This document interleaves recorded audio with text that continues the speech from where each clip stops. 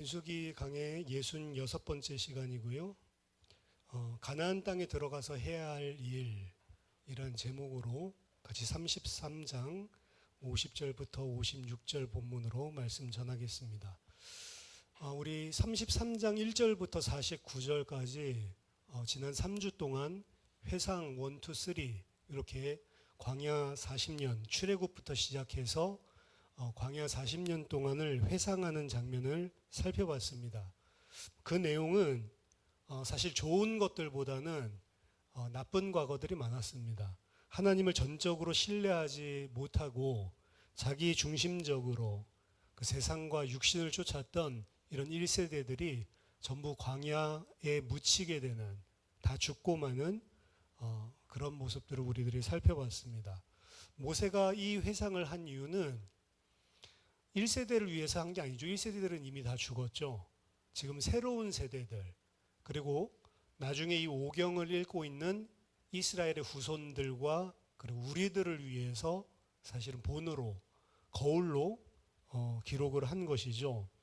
직접적으로는 지금 가나안 땅에 막 들어가야 되는 그런 새로운 세대들에게 그 40년을 잘 기억하라라는 의미로 지난 과거를 회상했습니다. 거울로 삼으라고 이야기를 해준 거죠.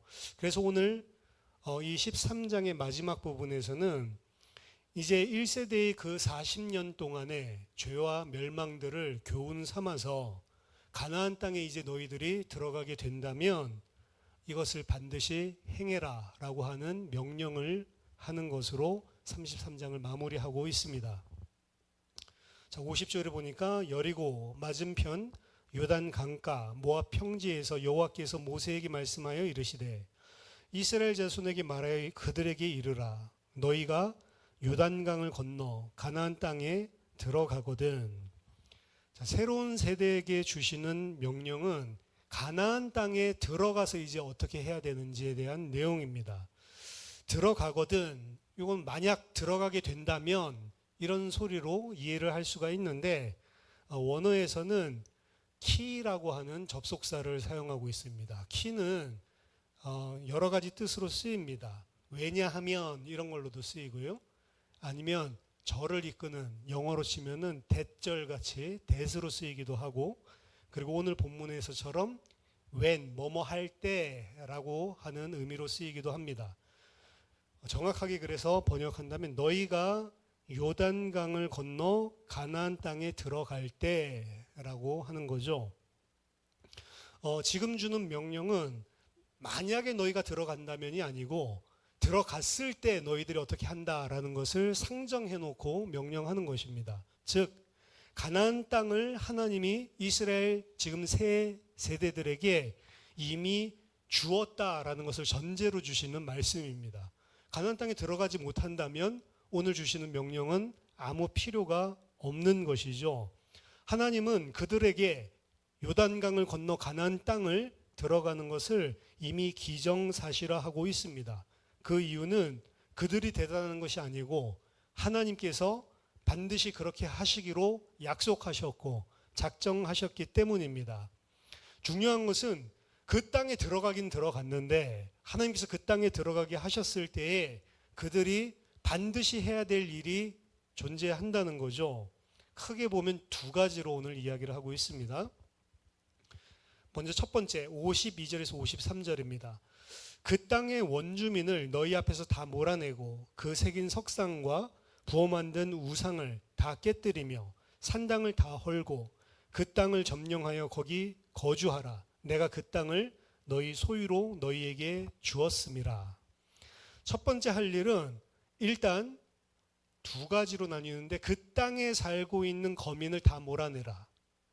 그 땅으로 쫓아내라는 의미가 아니고요. 원어의 정확한 의미는 다 destroy, 파멸시켜라. 다 죽이라는 헤렘에 대한 명령입니다. 죽이라고 하는 의미입니다. 그리고 두 번째, 그 땅에 있는 모든 우상, 조각으로 새겨서 만든 우상이든지 아니면 주물로 부어서 만든 우상이든지 다 파괴시키고, 그리고 그 우상을 숭배하는 장소인 산당을 다 허물어라 라고 명령을 합니다. 그 주민들도 다 죽이지만 그 주민들이 만들어 놓은 우상과 산당도 다 파괴시켜라. 그리고 그 땅을 차지하고 거기에 거주해라. 이유는 내가 그 땅을 너희의 소유로 주었기 때문이다 라고 이야기를 합니다. 즉 하나님께서 하나님의 백성들에게 주실 가나안 땅의 특징은 지금 그 땅을 하나님의 백성이 차지하기 전과 차지하고 난 후의 모습은 하나님의 그림이 다른 것입니다. 차지하기 전에는 그곳에 우상 숭배하는 자들, 불신자들, 하나님 백성 아닌 이방인들이 살고 있는 땅이었지만 하나님께서 하나님의 백성을 들이시고 하나님과 함께 거주하는 그 땅은 이제 더 이상 우상이 존재하지 않고 그리고 하나님의 백성이 아닌 자들은 단 한 명도 없는 그림이에요, 사실은. 그래서 우상과 우상 숭배자가 더 이상 존재하지 않는 땅이 바로 하나님이 하나님의 백성에게 주실 기업의 땅입니다. 그곳에서는 오직 하나님께 전적으로 순종하고 하나님만을 섬기고 예배하는 자들만 존재하는 땅이다. 그런 땅에 하나님이 너희와 함께 할 거다. 가나안 땅의 가장 핵심은 하나님이 함께하는 땅이거든요. 자, 그리고 두 번째 할 일은 54절에 너희의 종족을 따라 그 땅을 제비 뽑아 나눌 것이니 수가 많으면 많은 기업을 주고 적으면 적은 기업을 주되 각기 제비 뽑은 대로 그 소유가 될 것인즉 너희 조상의 지파를 따라 기업을 받을 것이니라. 두 번째 할 일은 땅 분배에 관한 내용인데요. 그 땅을 분배하는 기준은 각 지파 그리고 각 지파 아래에 있는 종족들 그 숫자의 많고 적음에 따라 비례해서 분배를 해라라고 이야기를 합니다. 하지만 땅의 넓이는 숫자에 비례해서 분배를 하지만 어떤 종족이나 어떤 지파가 사람 숫자가 많고 힘이 세다고 해서 기름진 땅을 차지할 수는 없는 겁니다. 숫자가 적고 열악하다고 해서 투박한 땅, 사실은 뭐 개척하기 힘든 땅, 산지 같은데 이런 데를 차지하도록 한 것도 아닙니다. 땅의 분배는 많은 사람들이면 넓은 곳을 당연히 차지해야 되고 적은 사람은 적은 곳을 차지해야 되지만 어떤 곳을 기업으로 차지할지는 제비를 뽑아라 라고 명령을 하고 있습니다. 실제로 가나안 땅 안에는 비옥한 땅이 있고요. 또 척박한 땅이 존재했습니다. 그래서 누가 좋은 땅을 차지할 것인가 사실은 분쟁 요소가 상당히 많다라고 볼 수 있습니다. 그런데 그것은 경쟁이나 혹은 힘겨루기 위해서 결정되는 것이 아니고 잘 회의를 하고 의논해서 상의해서 결정하는 것도 아니고 제비를 뽑아서 결정해라 라고 하나님이 명령합니다. 왜 제비를 뽑으라고 하냐? 잠언서 18장 18절 보니까 제비 뽑는 것은 다툼을 그치게 하여 강한 자 사이에 해결하게 하느니라. 사실 너희들끼리 잘 상의해서 분배해라라고 하면 틀림없이 힘센 놈이 지 멋대로 하려고 다툼이 일어나겠죠. 근데 제비를 뽑는 것은 그 다툼을 멈추게 한다. 그리고 잠언서 16장 33절에 보면 제비는 사람이 뽑으나 모든 일을 작정하기는 여호와께 있느니라. 사람이 뽑는 것, 제비 뽑는다는 것은 내가 선택하고 내가 차지하는 것이 아니고 하나님이 주기로 작정한 것을 주기 위해서라고 이야기를 하는 겁니다. 내가 힘이 있다고 기름진 땅 차지하고 힘없다고 척박한 땅 차지하는 게 아니라는 말이죠. 이 땅은 전적으로 하나님의 뜻대로 하나님께서 작정하신 대로 허락하는 것이고 이 땅은 척박하든 기름지든 하나님이 나에게 가장 적합한 땅을 주신다는 것입니다.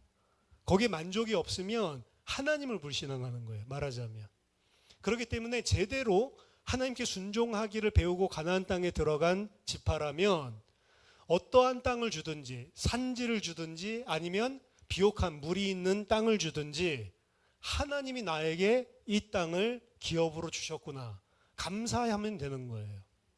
근데 인간들이 하면 그런 감사가 안 나오죠. 저게 뭔데 저기를 차지해. 그러니까 하나님이 주기 때문에 저 사람들이 저기를 차지해도 괜찮은 거고, 내가 여기를 차지해도 괜찮은 거고, 괜찮은 정도가 아니라 가장 좋은 것이라는 거죠.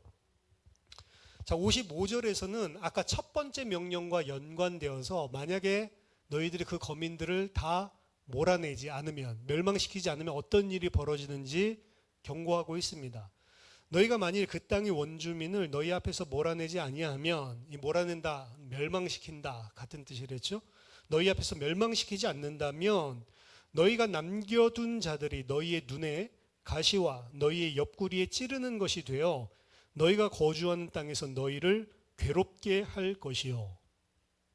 자, 가시라든지 옆구리에 찌르는 것, 이 찌르는 것도 가시 똑같은 사실은 단어인데 용어만 다르게 했습니다. 우리나라 말로 하면 가시나 뭐 바늘이 되어 뭐 이렇게 생각할 수 있는데, 가시나 바늘은 작은 것이에요. 그렇죠? 하지만 작은 것이라도 만약에 찔리게 되면 아프고 힘들죠. 손에 가시 박혔는데 잘 안 보일 정도로 조그만 가시 박혀본 적이 있습니까? 보이진 않는데 계속 아파가지고 빼려는데 어디 박혔는지도 잘 모르겠고, 조그만 게 있다 하더라도 괴롭힌다는 거죠. 그리고 만약에 그 가시가 눈을 찌르면 실명하게 되는 거죠. 그러니까 아무리 작은 것이라도 남겨두게 되면 어떻게 된다? 가시같이 너희를 찌른다는 거예요. 그러니까 여기서 몰아낸다, 멸망시킨다라고 하는 개념은 작은 하나라도 남겨두지 말라라고 하는 겁니다. 그래서 어린아이들까지도 나중에 보면 헤렘으로 다 죽이라고, 다 진멸하라고 하는 거예요. 심지어 그들의 가축들까지도 싹 다 진멸해라, 가지지 말고. 싹 다 싹을 없애버리라 라고 이야기를 하는 거죠. 그 땅의 원주민들을 남겨두지 않는다면, 다 죽이지 않고 남겨둔다면 반드시 너희를 괴롭게 할 것이다. 나중에 이제 역사를 보면 남겨두죠. 그렇기 때문에 괴로움을 당하게 되는데, 가장 원초적으로 생각할 수 있는 괴로움은 그들이 다시 힘을 비축해서 이스라엘에게 대듭니다. 그리고 이스라엘의 전쟁이 계속 일어나죠. 그 사람들 때문에.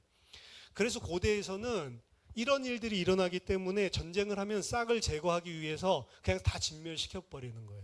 왜냐하면 조금이라도 남겨두면 그것들이 언젠가 또 힘을 규합해 가지고 일어나고, 그 왕들도 정적들 제거하거나 혹은 상대방들 다 이 진멸할 때 막 구족까지 멸하고 이렇게 하는 이유가, 조금이라도 원수 씨앗을 남겨두면 또 모르게 또 힘을 규합해 가지고 모여든단 말이죠. 이게 원초적으로 생각할 수 있는 어려움이지만, 다른 두 번째 더 중요한 어려움은요, 이스라엘 백성들이 이 가나안 사람들의 삶을 보고 동화되는 것입니다.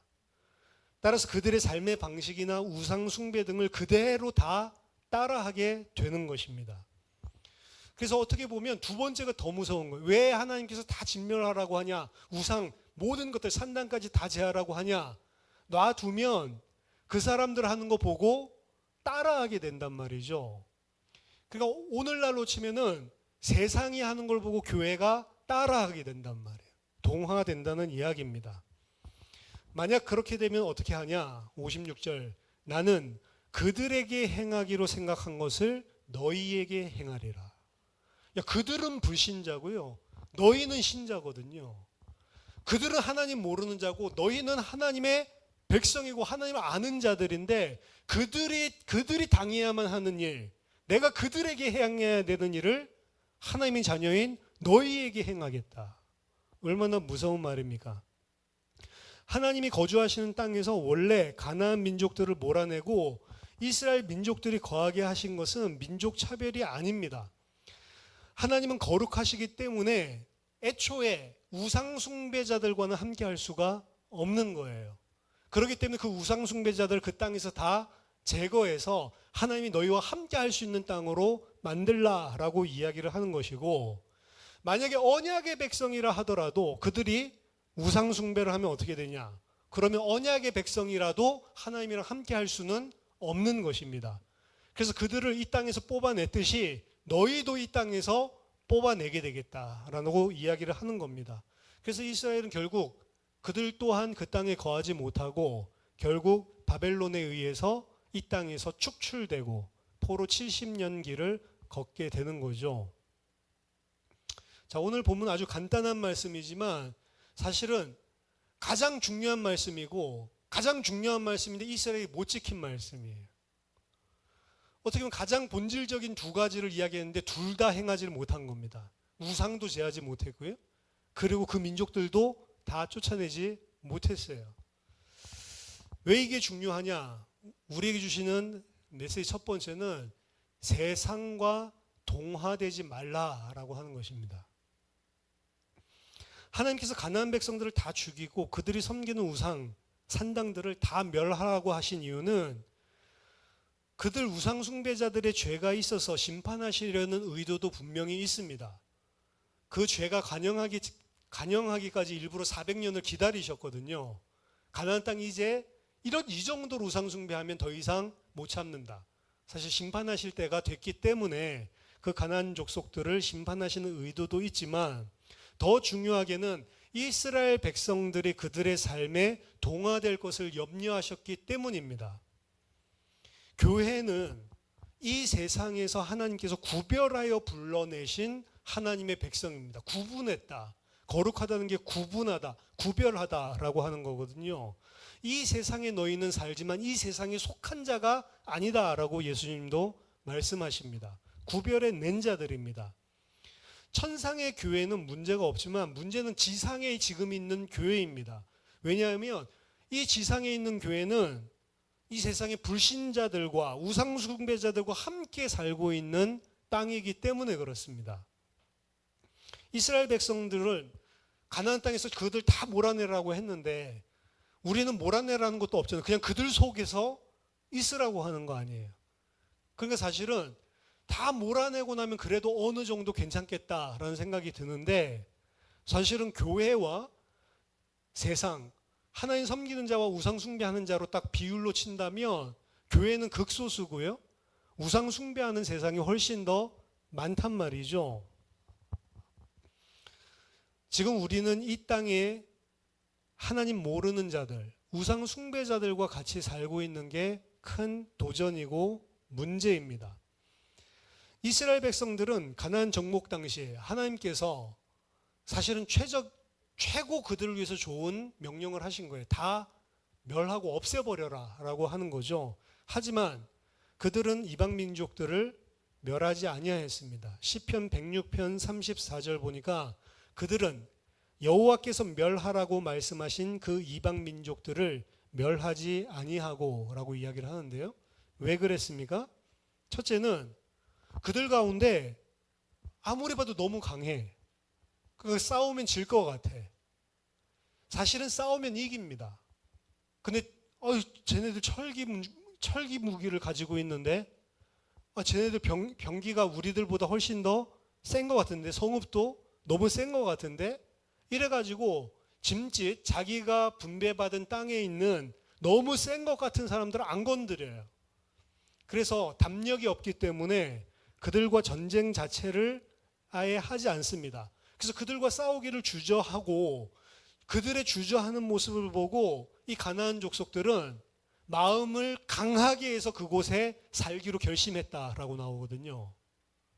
사실은 강하게 보이더라도 싸우면 이길 건데 제 생각에. 여태까지 여리고 전쟁도 그렇고 모든 전쟁의 승패는 하나님의 손에 달린 거잖아요. 그리고 하나님이 명령했고 그러면 아무리 힘들어 보이는 것 같아도 싸우기만 하면 이길 건데 겉모습 보고 쫄았단 말이죠. 그래서 하나님의 명령을 불순종했습니다. 두 번째는 이게 더 중요하고 심각한데 승리를 하고 난 다음에도 다 안 죽이고 남겨놨다는 겁니다. 왜냐하면 그들을 다 죽이기보다는 그 인력을 노예로 종으로 부려먹는 게 훨씬 더 유익하다고 생각했기 때문에 그렇습니다. 그러니까 진짜로 악한 거죠. 하나님은 다 죽여버리라고 했는데 그들은 이 아까운 노동력을 왜 죽여? 이제 완전히 무기도 우리가 다 뺐고 우리한테 복속했는데 지극히 어떻게 보면 정상적인 생각이에요. 하나님 모르는 상태에서는. 하나님 뭐하러 이걸 갖다가 다 죽여버리라고 하지? 사울도 그랬잖아요. 뭐하러 이 짐승들 다 이 살찐 거 제사했으면 얼마나 좋은데? 이런 식으로 생각을 하는 거죠. 그래서 이스라엘은 그들을 남겨놨습니다. 결국 이스라엘은 어떻게 됩니까? 시편 106편 35절부터 41절까지 그 이방 나라들과 섞여서 그들의 행위를 배우며 그들의 우상들을 섬김으로 그것들이 그들에게 올무가 되었도다. 그들이 그들의 자녀를 악귀들에게 희생제물로 바쳤도다. 무죄한 피, 곧 그들의 자녀의 피를 흘려 가나안인의 우상들에게 제사함으로 그 땅이 피로 더러워졌도다. 그들은 그들의 행위로 더러워지니 그들의 행동이 음탕하도다. 그러므로 여호와께서 자기 백성에게 맹렬히 노하시며 자기의 유업을 미워하사 그들을 이방 나라의 손에 넘기심에 그들을 미워하는 자들이 그들을 다스렸도다. 이게 이스라엘의 나중에 가나안 땅 점령하고 난 다음의 이야기거든요.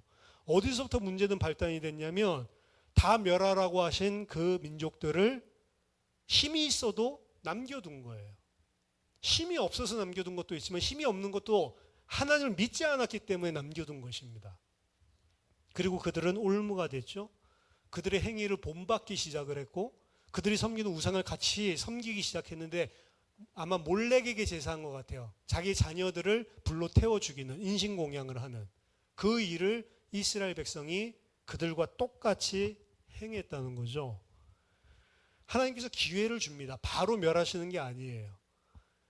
왕정 시대를 거쳐서 사사기 왕정 시대를 거쳐서까지 계속 기회를 주지만 그들은 고치지 않습니다.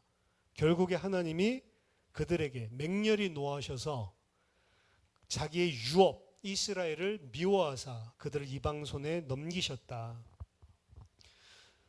결국에 이스라엘 백성들은 가나안 족속들에게 동화되어 우상 숭배를 한 것입니다. 사실 그 우상 숭배는 나중에 우상 숭배도 문제지만 어디서부터 우상 숭배가 시작된 거냐? 그들을 남겨놓기 시작한 때부터 이미 우상 숭배가 시작된 겁니다. 하나님께 순종하기보다는 하나님만을 의지하기보다는 이 아까운 노동력, 이 생각할 때 그것 자체가 벌써 우상 숭배였다는 것이죠. 이스라엘의 우상 숭배는 외적으로 가나안 땅 거민들을 따라서 삶에 동화되기 이전부터 그들의 마음 속에 일어나고 있었다라고 볼 수가 있습니다. 우리들도 마음 속에 일어나고 있는 우상 숭배가 육신적으로 섬기는 우상 숭배랑 똑같다는 사실을 기억을 해야 돼요. 두 번째, 그럼 어떻게 해야, 특히 우리 교회는 세상 속에 함께 산다고 그랬죠. 어떻게 해야 세상과 동화되지 않을 수 있겠는가? 제일 좋은 방법은 하나님께서 이스라엘에게 명령하신 대로 하는 거예요. 싹 다 죽여버리는 거예요. 우상도 산당도 싹 다 쓸어버리는 겁니다. 근데 우리 교회는 오늘날 싹 다 쓸어버릴 수가 없잖아요. 그렇죠? 싹 다 불신자들을 없애버리고, 그러니까 택한 것이 뭐냐? 우리들끼리 살자 이래서 수도원으로 숨어들거나 혹은 외부와 고립돼서 자체적으로 자급자족하는 그런 공동체, 이런 것들을 만드는 집단들도 있었죠. 근데 그런 집단들 치고 안 이상한 데가 없어요. 세상 너무 싫고 하나님만 섬겨야 되겠다. 그러니까 우리가 좀 하나님만 섬기는 이 사회를 만들자라고 해서 들어간 집단 치고 안 이상한 데가 없어요. 그렇죠? 수도원도 벌써 이상하고요. 그러니까 어떻게 보면은 하나님의 말씀을 어기는 거예요, 그것도. 왜냐하면 하나님은 세상에 보냈거든요.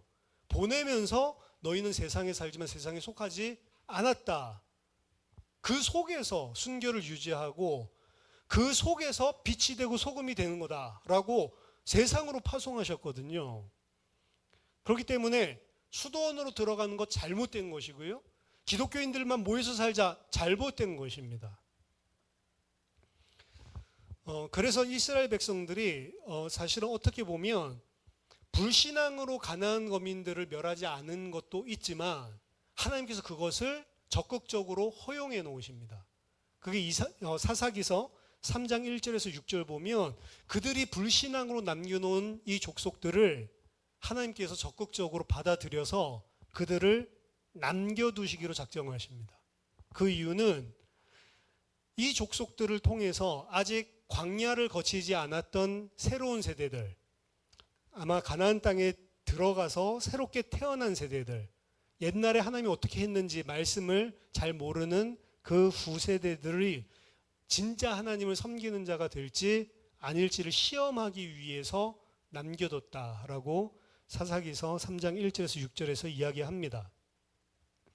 어찌 보면 가나안 족속들과 함께 가나안 땅에 살고 있었던 그 이스라엘 후대들은 지금 세상 속에 살고 있는 교회와 똑같다라고 볼 수가 있고요. 그렇기 때문에 우리에게 또한 상당한 교훈을 주는 그런 예가 됐다, 거울이 됐다라고 볼 수가 있습니다. 결국에 그들은 어떻게 됐냐? 완전 동화돼 버렸어요. 하나님 조금 남겨놨더니 완전 동화돼 버렸어요. 하지만 이러한 상황 속에서 세상 속에 불신자들과 함께 살면서도 세상에 동화되지 않을 수 있는 방법이 있습니다. 누구를 쳐다보면 아냐면 여호수아를 쳐다보면 알아요. 여호수아 23장은 여호수아의 유언인데요. 이 여호수아의 유언 가운데 12절 13절에 읽어드리면 너희가 만일 돌아서서 너희 중에 남아있는 이 민족들을 가까이 하며 더불어 혼인하며 서로 왕래하면 확실히 알라. 너희 하나님 여호와께서 이 민족을 너희 목전에서 다시는 쫓아내지 아니하시리니 그들이 너희에게 올모가 되며 덫이 되며 너희의 옆구리에 채찍이 되며 너희의 눈에 가시가 되어서 너희가 마침내 너희의 하나님 여호와께서 너희에게 주신 이 아름다운 땅에서 멸하리라. 이게 여호수아가 마지막 죽기 전에 유언한 내용 중에 들어가 있는 거거든요. 이 말씀 보면 그들이 너희에게 올무가 되어 너희 옆구리에 채찍이 되고 너희의 눈에 가시가 될 거다라고 이야기를 하거든요. 여호수아가 죽기 전에 이스라엘에게 말한 이 유언은 정확하게 오늘 본문에서 모세가 이스라엘 백성에게 말한 말씀이에요. 그 말은 무슨 말이냐면 여호수아는 죽을 때까지 그 말씀을 붙잡고 있는 거예요. 그래서 사사기의 모든 우상숭배 문제 언제 일어나냐면 여호수아와 그와 함께 했던 장로들이 죽고 난 다음에 일어납니다. 여호수아 살아있을 동안은 안 일어나요. 왜 그러죠? 여호수아는 이 말씀을 딱 붙잡고 있는 거예요. 그러니까 가나안 땅 족속들이랑 살고 있어도 말씀 딱 언약 붙잡고 있으면 괜찮단 말이에요. 근데 그것을 놓치니까 문제인 거죠. 여호수아가 하나님의 말씀에 대해서 얼마나 확신했냐? 여호수아 23장 14절 보라 나는 오늘 온 세상이 가는 길로 가려니와 오늘 이제 죽는다는 거죠. 너희의 하나님 여호와께서 너희에게 대하여 말씀하신 모든 선한 말씀이 하나도 틀리지 아니하고 다 너희에게 응하여 그 중에 하나도 어김이 없음을 너희 사람은 마음과 뜻으로 아는 바라. 여호수아는 하나님의 말씀을 어떻게 생각을 했냐면 하나도 빠짐없이 다 응답되고 다 그대로 이루어진다라고 봤어요. 그러니까 이 여호수아는 말씀에 답이 있는 사람이에요. 나중에 보면 갈렙도 완전히 말씀에 대한 답이, 언약에 대한 답이 있는 사람이고 이 두 사람만 사실은 60만 명 중에 살아남은 사람 아니에요. 근데 이 두 사람이 가지고 있는 믿음은 하나님의 말씀에 대한 전적인 신뢰입니다. 하나도 빠짐없이 다 성취되고 이루어지고 어김이 없다, 이 말씀은. 이렇게 믿고 있는 거예요. 그래서 모세가 죽으면서 유언같이 준 말씀을 여호수아는 자기가 죽을 때까지 딱 붙잡고 있었고 그 여호수아가 살아있는 날 동안에는 이스라엘 우상숭배 안 했다니까요. 그때도 가나안 족속들이랑 같이 살고 있었는데도 불구하고 하나님의 말씀입니다. 여호수아가 분명하게 말씀을 붙잡고 있었고 그러한 지도자들 장로들이 살아있는 동안에는 가나안 족속들 남겨놨어도 문제가 안 됐어요. 사실은 교회가 그러면 이 말씀을 붙잡아야 되는 거죠. 교회가 세상 속에서 어떻게 살아남을 수 있냐, 불신자들 다 몰아내는 게 아니고 교회가 그 속에서 말씀을 여호수아처럼 붙들고 있으면 괜찮다라는 것입니다. 세상과 동화되지 않는 방법입니다. 하나님의 말씀을 여호수아처럼 붙들어라. 그래서 신명기 6장 쉐마죠. 거의 6장 6절 보면 오늘 내가 너희에게 명하는 이 말씀을 너희는 마음에 새기고 네 자녀에게 부지런히 가르치며 그리고 그 말씀을 집에 앉았을 때든지 길을 갈 때든지 누웠을 때든지 일어날 때든지 이 말씀을 강론하고 너는 또 그것을 손목에 매어 기호로 삼고 미간에 붙여 표로 삼고 네 집 문설주와 바깥문에 기록할지니라. 앉았든 누웠든 일어나든 길을 가든 집에 있든 밖에 있든 계속 말씀 가르치고 그것도 부족해서 손목에다가 말씀을 달아놓고 눈썹 사이에다가 미간 사이에다가 말씀 달아놓고 문에다가 달아놓고 바깥문에다가 붙여놓고 온 데다 말씀으로 피칠가부 하라는 거죠. 그게 뭐냐? 네 마음속에 이 말씀을 새겨라 라고 하는 겁니다. 말씀을 굳이 달아두지 않아도 이 말씀은 그 말씀을 우리 마음판에 새겨놓으라. 그렇게 되면 세상을 이긴다는 거죠. 왜냐? 말씀 외에는 세상을 이길 수 없기 때문에 그렇습니다. 왜냐하면 세상 생각하는 방식이나 우리 생각하는 방식 너무 비슷해요. 우리도 육신을 가지고 연약함을 가지고 있기 때문에 세상과 동화되지 않기 위해서는 말씀이 나의 가치관, 나의 사상이 되어 있지 않으면 불가능하다. 마지막 세 번째입니다. 땅을 분배할 때 제비뽑기를 하라라고 명령을 하셨죠. 그 제비뽑기 의미는 아까 전에 말씀드렸습니다. 내가 힘 있다고 기름진 땅 차지하거나 힘 없다고 척박한 땅 차지하는 게 아니라는 것입니다. 이 땅은 전적으로 하나님의 뜻대로 하나님께서 보실 때에 나에게 그 지파에게 가장 적합한 땅을 허락해 주시는 겁니다. 척박하면 척박한 대로 좋은 이유가 있는 것이고 기름지면 기름진 대로 좋은 의미가 있는 거예요. 내가 좋은 땅 가졌다고 해서 내가 잘나서 그 땅 차지한 게 아니라는 것입니다. 그렇기 때문에 교만할 이유가 없는 것이죠.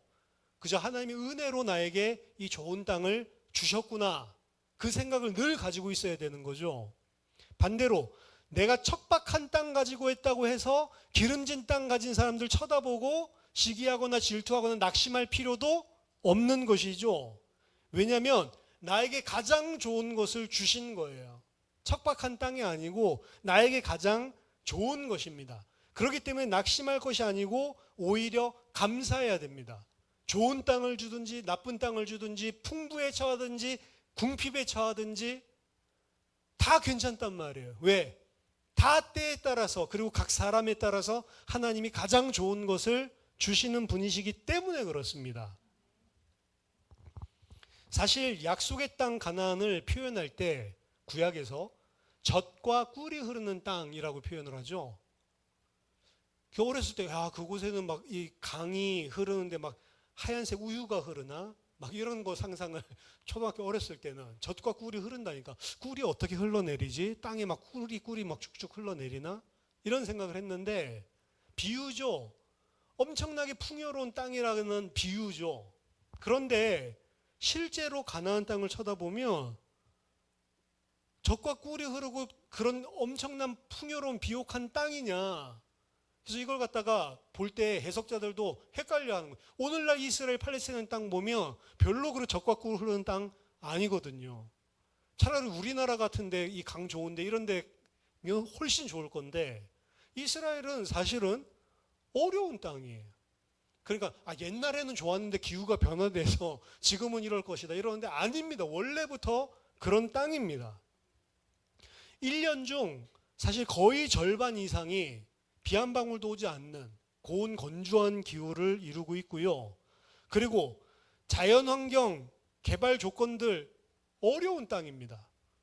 요새 석유가 나는지 모르겠는데 석유도 주변에 모슬렘 국가에 많이 나는데 이스라엘이 석유 산유국 이런 말은 들어본 적이 없죠. 사실은 어려운 땅이에요. 주변은 전부 다 사막, 광야로 다 둘러싸여져 있고 이스라엘 백성들이 너무 더우니까 고온 지역에서 이 고산지대에서 살았거든요. 그 땅은 또 척박하고 석회질 바위가 있고 물도 그냥 우리 지하수처럼 마음대로 못 먹어요. 석회질이라. 별로 안 좋은 땅이에요. 게다가 물을 담아 놓을 수 있는 지질도 못 돼. 비가 오면 우리나라는 물을 갖다가 담아 놓을 수가 있는데 거기는 다 아래로 다 빠져버린단 말이에요. 그래서 실제로 강우가 아니면은 농사 지을 수 있는 방법이 없어요. 물을 가둬둘 수 없기 때문에. 그러니까 전도서 2장에서 솔로몬이 물을 갖다가 다 담아놓는 저수지 만들어 놓고 관계수로 이용해서 이 물을 다 줬다. 이거는 최첨단 기술이라고 제가 말씀드렸잖아요. 그렇게 할 수 없는 땅입니다. 물을 가둬두기가 어려운 땅이에요. 그러니까 여러모로 봤을 때 어려운 땅입니다. 지금도 이스라엘에 가면 물이 귀하니까 진짜로 이 나무랑 풀이 우거져요. 우리나라보다 훨씬 좋아. 훨씬 더 푸르거든요. 근데 나무들 보면 전부 다 호수들이 다 있어요. 그래서 물을 갖다가 그 호수가 막 주는 게 아니고 똑똑똑 한 방울씩 점적간수라고 하거든요. 그렇게 물 주면서 키우는 거라고요. 그러니까 그 정도 뭐 기술이 발달하지 않으면 아예 나무도 채소도 키울 수 없는 곳이 그곳이란 말이에요. 우리나라는 진짜 좋은 땅입니다. 그래서 구약에 보면 이스라엘 백성이 갈구하죠. 늦은 비와 이른 비를 막 갈구하는 모습들이 나오는데 하늘에서 주는 비가 가장 적당한 때에 내려주지 않으면 추수를 할 수가 없는 거예요. 그런 땅이 가나안 땅입니다. 근데 왜 그런 땅을 젖과 꿀이 흐르는 땅이라고 하냔 말이에요. 근데 그게 포인트입니다. 하나님이 내려주시는 비가 아니면 살 수 없는 땅이에요. 그게 하나님이 주시는 풍요의 땅입니다. 말하자면 하나님의 은혜, 하나님께 의존해서만 살 수 있는 땅이 풍요로운 땅이라는 거예요.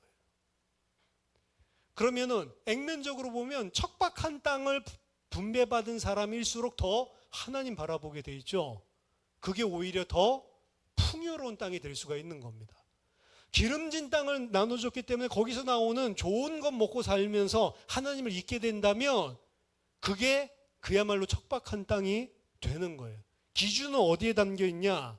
하나님의 은혜를 바라보고 하나님께만 전적으로 의존할 수 있는 땅. 그게 젖과 꿀이 흐르는 땅이라는 겁니다. 인간은 힘들 때보다는 오히려 풍요로워졌을 때, 문제 있을 때보다는 오히려 문제가 없고 평온할 때, 그때 하나님을 잊기 쉽고 떠난다는 사실을 기억해야 됩니다. 잘 먹고 잘 살면 하나님 잘 섬길 것 같은데 아니에요. 거꾸로예요. 오히려 그 물질적인 풍요가 저주가 될 수 있는 겁니다. 저주의 땅이죠. 하지만 오히려 궁핍함 때문에 주님을 바라보고 주님만을 의지하게 된다면 그 궁핍함이 진짜 복이라는 거죠. 기름진 것도 좋은 것이고 척박한 것도 좋은 것이다. 조건은 뭐냐? 기름진 땅에서도 주님의 은혜다라고 생각하고 주님만 의지한다면 그 기름진 땅도 좋은 것이고, 척박한 땅이라도 하나님 나는 주님 아니면 할 수 없어요. 주님이 은혜 주셔야 돼요 라고 한다면 그 척박한 땅도 가장 풍요로운 땅이 되는 것이고, 기름진 땅 속에서 자기가 교만해져서 하나님 믿고 자기가 뭐 잘 산 것처럼 으스대고 있다면 그거는 풍요로운 땅이 아니고 그야말로 척박한 땅이 되어버리는 거고, 척박한 땅에서 나는 왜 이 땅 줘?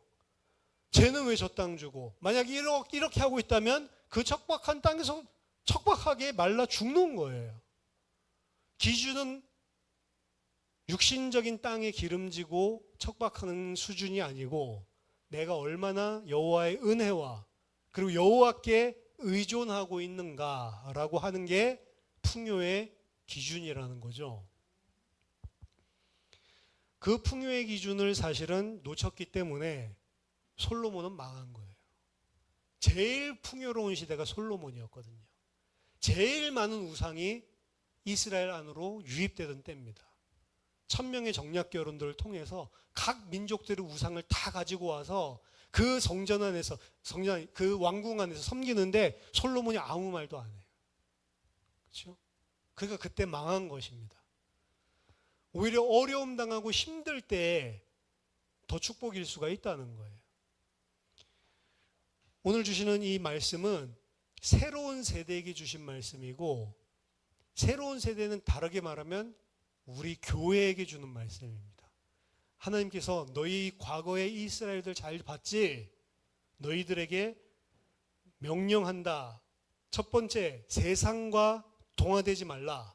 두 번째, 세상과 동화되지 않을 수 있는 방법은 말씀밖에 없다. 말씀을 사상, 가치관으로 바꿔야 된다. 마음판에 그 말씀을 새겨야 된다.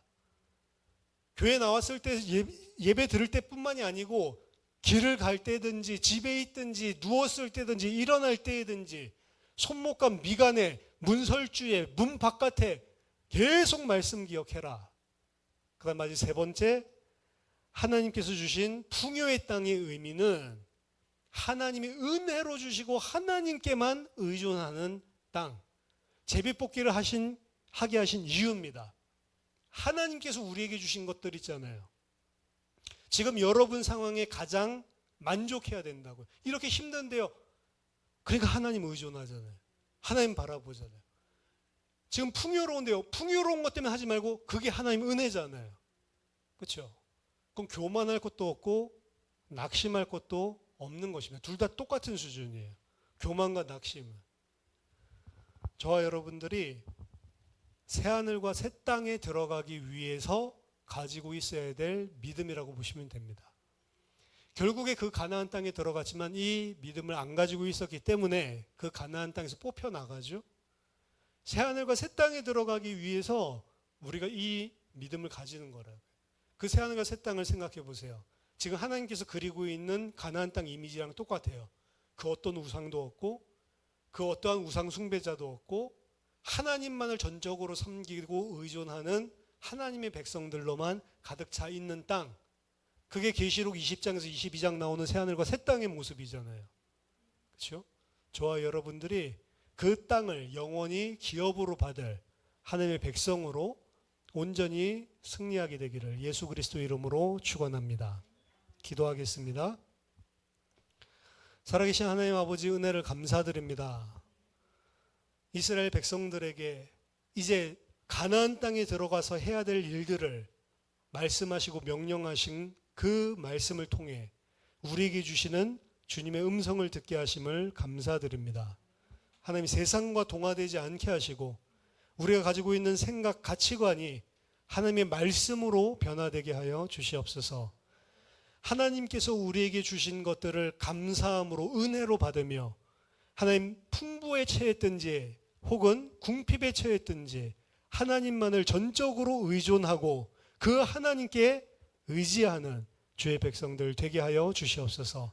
그래서 어떤 상황들 속에서도 교만하거나 낙심하지 아니하고 주님께 감사하는 믿음의 사람 되게 하여 주시옵소서. 예수 그리스도 이름으로 기도하옵나이다. 아멘.